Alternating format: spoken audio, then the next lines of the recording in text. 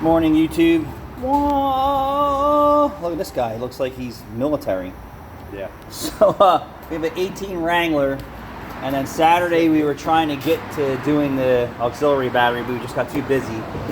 And then Caleb said that he thought that you could remove the fender liner to do it. So that's the option I chose without disassembling the whole top side of the car. So we took the tire off, we removed the fender liner. You're gonna have some push clips. You're gonna have 10 mils, you're gonna have 8 mils, and then you're gonna have 10 mils that are holding the battery box in. I've never done one of these, so we're gonna get into it.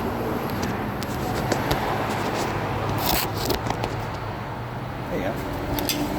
Let's see. So this would be the first for me.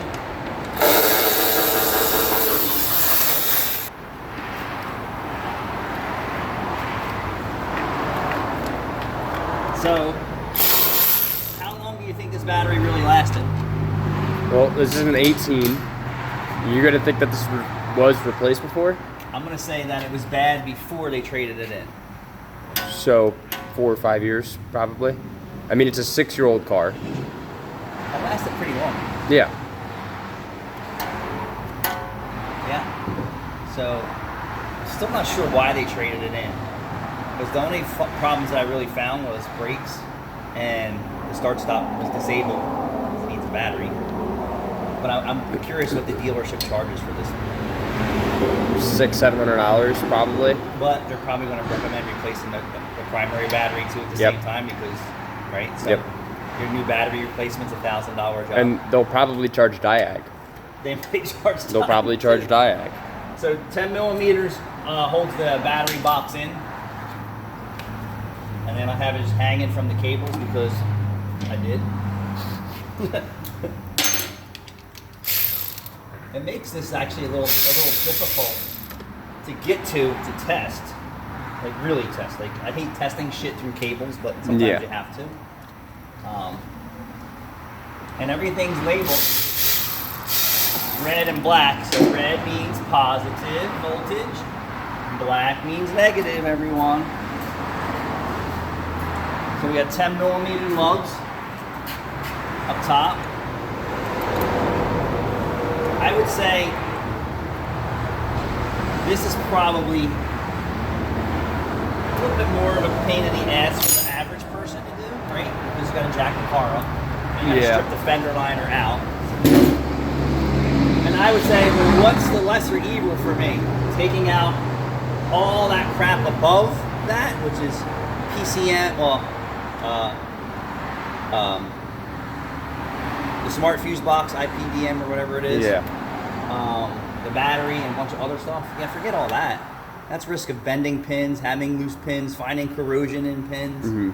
You know, not having a problem right now and then put it back together and say, oh, damn, I have a problem. Yeah. At least right now, I mean, my biggest problem is, do I have matching push clips because half of them broke pulling out. Half of them broke off, yeah. So, and these things aren't cheap. No. So I will put the insulator back on only because it is a teeny tiny battery. I don't normally do that. Ain't that a bitch? Trying to find a year on it. It didn't come, you gotta take the studs out. Wait. It's gotta be 18. No. You think that battery is produced before 18? Does that not say 2015? Are you kidding me? So they're putting early production batteries in the cars? Guess so. Huh. That's something. Nothing would put me past new car assembly lines anymore. You know, because they buy so many of these. This might be too big. They buy probably millions of these batteries, right? And they're like, well, just use them up. Do you think that's from 15 and 18? I mean that's my guess. I don't see any other year on this. I'll tell you what, it definitely makes it very easy to get to the catalytic converter. Makes life simple. Some of these jobs are just nightmares all together. Almost every new car tonight. Show them all the circuitry and engineering. Right? So most vehicles, right, are in front end collisions. Yeah. Look. some type of module with a heat sink. That might even be for the headlights, for LED headlights. Probably. Power steering, It's electric electronic motor power assembly, steering. harnesses. Like, look at everything that gets damaged in an accident here. Not including airbags and suspension. Like, this is like an instant total. I did a steering column on a newer Escape. Under warranty? Yes, under warranty. Because there was play actually inside of the motor. Because the motor is integrated into the steering column. So it had lash. Yep. I'm surprised the customer felt that. So it was in an accident and went to a body shop. And they still covered it even though it was in an accident? Yep. That's odd. Yep. Because usually collisions just... But you know, the service writer and all those guys there, the manufacturer's not going to look up the VIN and say, oh, well, this car was in an accident because I've seen it. Technically, the only way that we could say it's not covered under warranty is if we could prove that it was caused by the accident. And the bodywork was already done. We don't know where the collision was. We don't know how it was hit, where it was hit, what was damaged. So we couldn't... Yeah, we're going to turn this into a job. Yeah, so we couldn't prove that it happened because of a collision, so we can't make them pay for it. Yeah. So our aftermarket battery has the correct date on it, and it didn't come with studs, so you have to transfer the studs from the OEM battery. And I would definitely put the little condom back on the positive just because.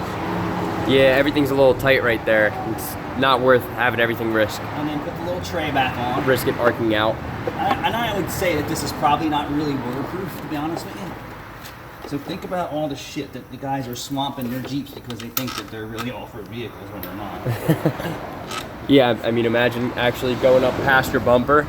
You got your power steering there. Yeah. You get water in that. You're not making it home. You're not making it home. You know that your headlights not making. I mean, you're not gonna nothing's be able to covered see for on the water way out. damage, right? No. OEM, and your insurance company will cover floods and things like that. Well, yes, but not if it's due to your own negligence. Yeah, usually you're off-roading. Right? Yeah, if you're off-roading, your insurance company isn't covering that. Yeah. So there we have it, people. I don't think this is too bad. I would say I would have to charge you at least an hour's labor plus clips if we were doing this job. So I would say this job is probably $300 easy, right? And then the primary battery is going to be another $300 plus labor. So I would tell you probably $700-800 here. And if the dealer was under $1,000, I'd be shocked. Yeah. Well, because normally I think we quoted almost $400 for a primary battery on a. And I would say it's probably average on AGM on a F-150. AGM or just regular? I don't remember. Well, so if it's sealed AGM, you know what I mean? It's going to be a little pricier. Yeah. I don't remember. It was probably AGM. A lot of Ford stuff is AGM. All right, there you have it. There's your 18 auxiliary battery for your start stop. Thanks for watching.